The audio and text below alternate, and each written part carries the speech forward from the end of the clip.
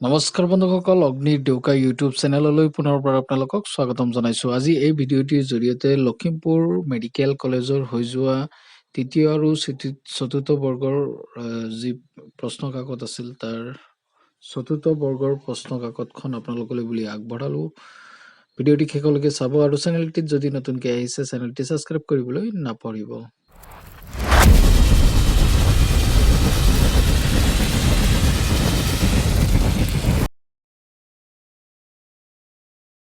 প্ৰথম প্ৰশ্ন, তলত দিয়া কোনখন নদী উত্তৰ ভাৰতৰ নদী নহয় বুলি কৈছে। ইয়াৰ শুদ্ধ উত্তৰ হৈছে কৃষ্ণা, কাৰণ কৃষ্ণাটো হ'ল দক্ষিণ ভাৰতৰ নদী।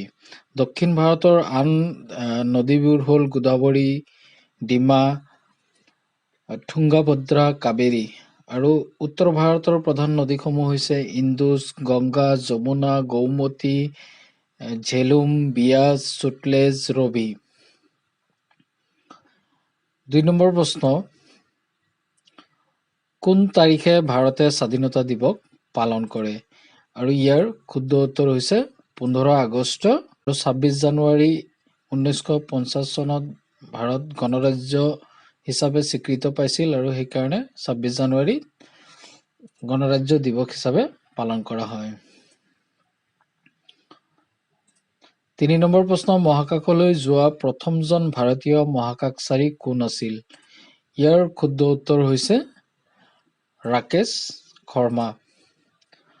ইয়াত যদি প্ৰশ্ন আহিলে হয় মহাকাশলৈ যোৱা প্ৰথমজন ভাৰতীয় মহিলা মহাকাশচাৰী কোন, তেতিয়া উত্তৰ হলে হয় কল্পনা চাওলা। আৰু কল্পনা চাওলাই কিন্তু আমেৰিকাৰ পৰাহে মহাকাশলৈ গৈছিল, কিন্তু কল্পনা চাওলাৰ জন্ম ভাৰততে হৈছিল। ঠিক তেনেকৈ সুনিতা উইলিয়ামছৰো এটা ৰেকৰ্ড আছে যে তেওঁ মহাকাশত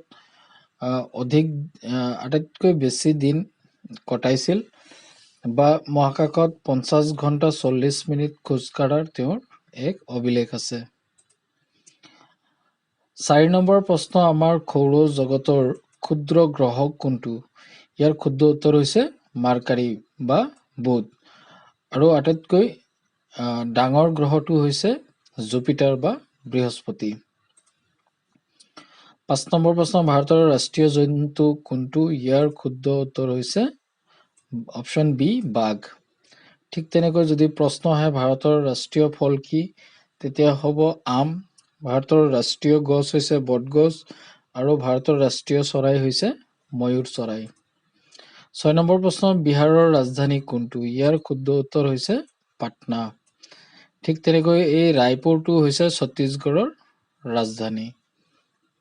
7 নম্বৰ প্ৰশ্ন, তলত দিয়া কোনখন দেশ লেণ্ড অৱ ৰাইজিং ছান নামেৰেও জনাজাত? ইয়াৰ শুদ্ধ উত্তৰ হৈছে জাপান। 8 নম্বৰ প্ৰশ্ন, এছীয় সিংহ ক'ত পোৱা যায়? ইয়াৰ শুদ্ধ উত্তৰ হৈছে গিৰ নেশ্যনেল পাৰ্ক, আৰু এইটো আছে গুজৰাটত। এছিয়াৰ যি সিংহ হয় এই সিংহবিলাক আফ্ৰিকাৰ সিংহৰ তুলনাত অকণমান সৰু হয়। 9 নম্বৰ প্ৰশ্ন, ৰামায়ণ কোনে লিখিছিল? ইয়াৰ শুদ্ধ উত্তৰ হৈছে বাল্মীকি। ঠিক তেনেকৈ মহাভাৰত লিখিছিল বেদ ব্যাসে। 10 নম্বৰ প্ৰশ্ন, বিখ্যাত চিত্ৰ মনালিছা কোনে অংকন কৰি উলিয়াইছিল? ইয়াৰ শুদ্ধ উত্তৰ হৈছে লিঅ'নাৰ্ডো দা ভিঞ্চি। 11 নম্বৰ প্ৰশ্ন, ৰঞ্জী ট্ৰফী তলত দিয়া কোনটো ক্ৰীড়াৰ সৈতে জড়িত? ইয়াৰ শুদ্ধ উত্তৰ হৈছে ক্ৰিকেট। ক্ৰিকেটৰ লগত জড়িত আন ট্ৰফীবিলাক হ'ল Vijay Hazare trophy, Deodhar trophy, Dilip trophy, Irani trophy. এইবিলাক ক্ৰিকেটৰ সৈতে জড়িত ট্ৰফী। 12 নম্বৰ প্ৰশ্ন, পৃথিৱীৰ ভিতৰত সৰ্ববৃহৎ নদীদ্বীপ কোনটো? ইয়াৰ শুদ্ধ উত্তৰ হৈছে মাজুলী। 13 নম্বৰ প্ৰশ্ন, ভাৰতৰ নেপোলিয়ন নামেৰে কাক জনা যায়? ইয়াৰ শুদ্ধ উত্তৰ হৈছে সমুদ্ৰগুপ্ত। 14 নম্বৰ প্ৰশ্ন, তলত দিয়া কোনটো নৃত্যৰ উৎপত্তি স্থল কেৰালা? ইয়াৰ শুদ্ধ উত্তৰ হৈছে কথককলি। ঠিক তেনেকৈ এই ভাৰত নাট্যমটোৰ উৎপত্তি স্থল হ'ল তামিলনাডু, আৰু কুচিপুড়িৰ উৎপত্তি স্থল হ'ল অন্ধ্ৰপ্ৰদেশ, আৰু চাও এটা মাস্ক ডান্স হয় আৰু ইয়াৰ উৎপত্তি স্থলটো হৈছে ৱেষ্ট বেংগল। 15 নম্বৰ প্ৰশ্ন, ভাৰতৰ কোনখন প্ৰদেশত তাজমহল অৱস্থিত? ইয়াৰ শুদ্ধ উত্তৰ হৈছে উত্তৰ প্ৰদেশ। আৰু এই তাজমহল বনাইছিল মোগল সম্ৰাট শ্বাহজাহানে। 16 নম্বৰ প্ৰশ্ন, ভাৰতত কোনে মোগল সাম্ৰাজ্য স্থাপন কৰিছিল? ইয়াৰ শুদ্ধ উত্তৰ হৈছে অপশ্যন ডি, বাবৰ। 17 নম্বৰ প্ৰশ্ন, 1992 চনত কোনে আমেৰিকা আৱিষ্কাৰ কৰিছিল? ইয়াৰ শুদ্ধ উত্তৰ হৈছে খ্ৰীষ্টফাৰ কলম্বাছ। 18 নম্বৰ প্ৰশ্ন, পৃথিৱীৰ আটাইতকৈ ডাঙৰ মহাসাগৰ কোনখন? ইয়াৰ শুদ্ধ উত্তৰ হৈছে প্ৰশান্ত মহাসাগৰ। আৰু আটাইতকৈ সৰু মহাসাগৰ হৈছে আটলান্টিক মহাসাগৰ। 19 নম্বৰ প্ৰশ্ন, কোনটো মানৱসৃষ্ট জলপথে প্ৰশান্ত মহাসাগৰক আটলান্টিক মহাসাগৰৰ সৈতে সংযোগ কৰিছে? ইয়াৰ শুদ্ধ উত্তৰ হৈছে পানামা খাল। 20 নম্বৰ প্ৰশ্ন,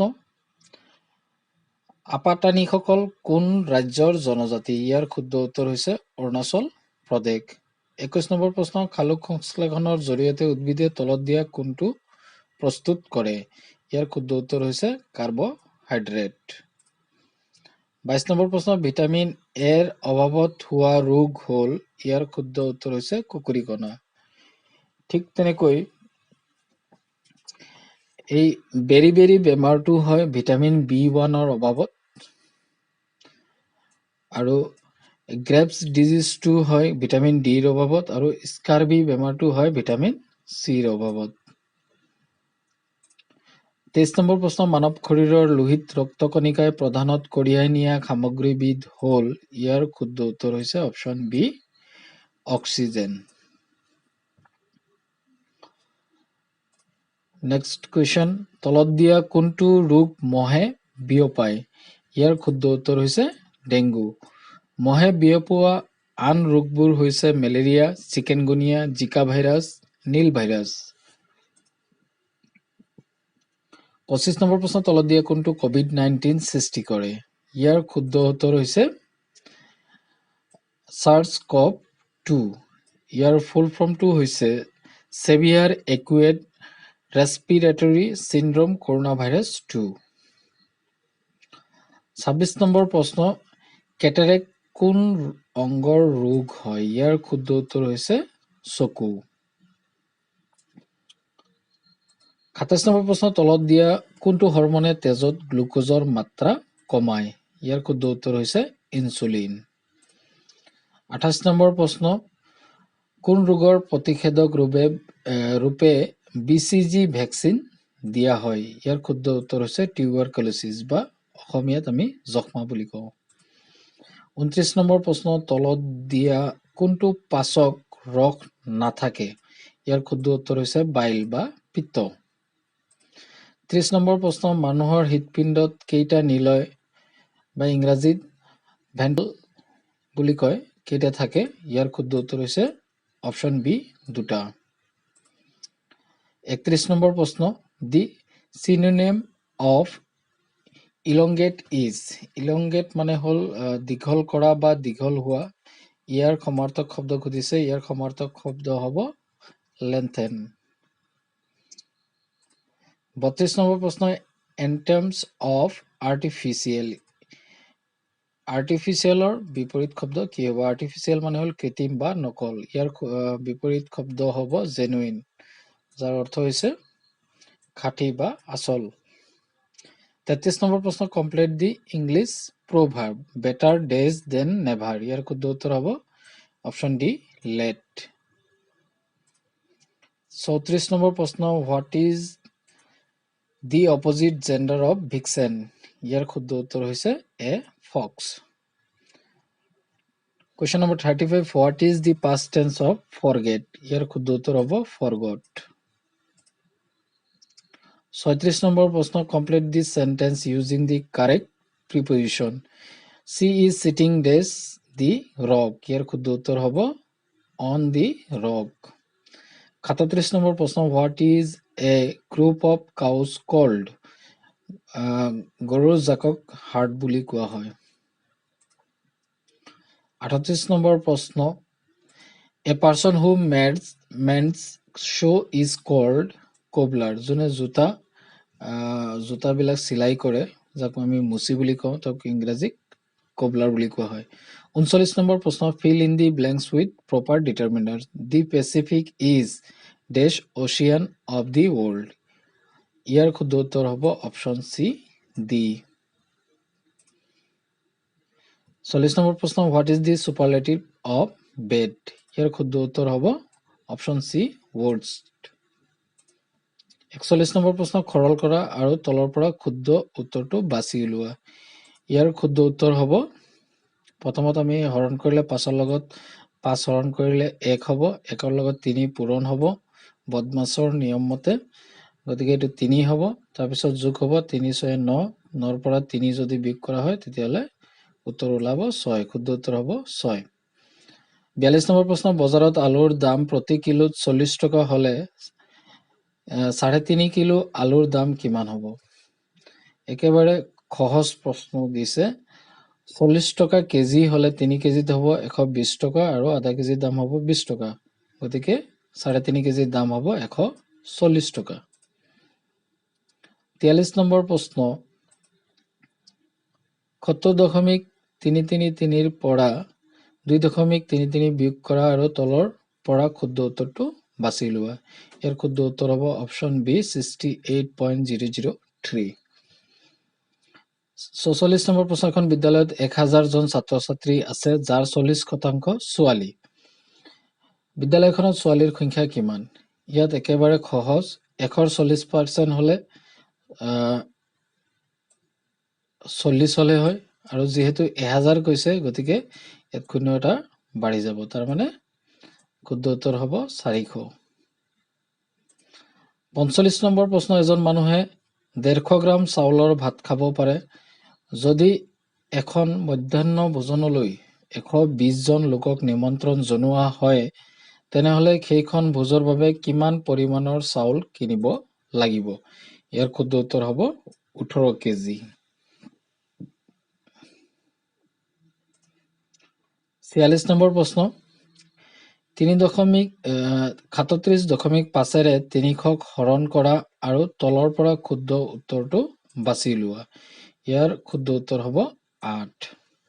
47 নম্বৰ প্ৰশ্ন, যদি এটা কাম 30 জন মানুহে এক দিনত সমাপ্ত কৰিব পাৰে, তেনেহ'লে এজন মানুহে কিমান দিনত কামটো সমাপ্ত কৰিব পাৰিব? এতিয়া 3 জন মানুহে যদি এটা এদিনত শেষ কৰিব পাৰে, তেতিয়াহ'লে এজন মানুহৰ সেইটো কামটো 3 দিন লাগিব, একেবাৰে চিম্পল। 48 নম্বৰ প্ৰশ্ন, তলত দিয়া কোনটো এটা পূৰ্ণবৰ্গ সংখ্যা হয়? ইয়াৰ শুদ্ধ উত্তৰ হৈছে 81, কাৰণ 81টো হৈছে 9ৰ বৰ্গ।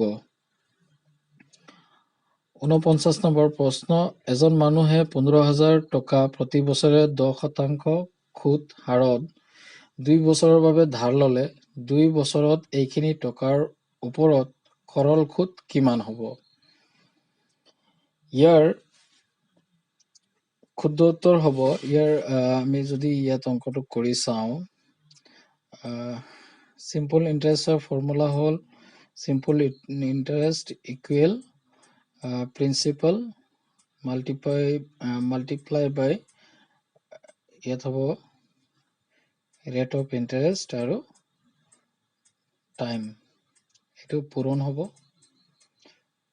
এইটো ডিভাইড কৰিব লাগিব 100ৰে। গতিকে প্ৰিন্সিপাল আছিলে 15,000 আৰু ইণ্টাৰেষ্টটো হৈছে 10% আৰু টাইমটো হৈছে 2 বছৰ। গতিকে এইখিনি পূৰণ কৰি যদি আমি একেবাৰে হৰণ কৰোঁ, তেতিয়া ইয়াৰ শুদ্ধ উত্তৰ হ'ব 3,000 টকা। শেষ প্ৰশ্ন,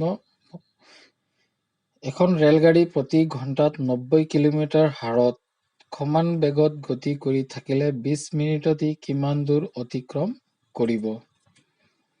এতিয়া ডিষ্টেঞ্চ ওলাব কৈছে, ডিষ্টেঞ্চৰ ফৰ্মুলাটো এনেকুৱা আছিলে, স্পীড ইকুৱেল ডিষ্টেঞ্চ ডিভাইডেড বাই টাইম আছিলে। গতিকে আমি জানো যে স্পীডটো আছিলে 90 কিলোমিটাৰ পাৰ আৱাৰ আৰু ডিষ্টেন্সটো আমি উলিয়াব লাগে আৰু সময়টো আছিলে 20 মিনিটছ। এইটো যদি আমি কেলকুলেশ্যন কৰোঁ ইয়াৰ শুদ্ধ উত্তৰটো ওলাব 30 কিলোমিটাৰ। গতিকে এইখিনি আছিলে প্ৰশ্ন উত্তৰ। ভিডিঅ'টি শেষলৈকে চোৱাৰ বাবে ধন্যবাদ।